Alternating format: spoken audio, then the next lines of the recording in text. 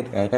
நீ ஏன்டா விளையாடுற அப்படின்னு கேட்டாக்கா, நிறையா பேர் விளையாடுறாங்கன்னா நான் விளையாடக்கூடாதா அப்படின்னு சொல்லிட்டு தான் நானும் வந்தேன்.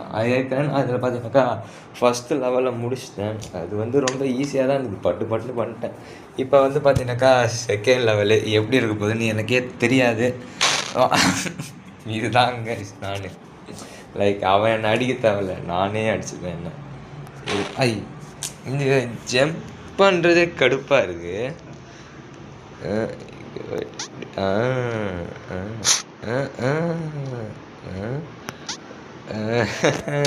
சின்ன ஏமாத்த பார்க்குறான் நம்மள.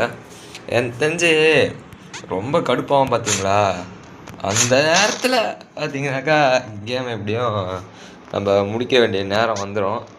போடே ஒரு தடவை தான் இருக்குது. ஓகே கைஸ், நடுவில்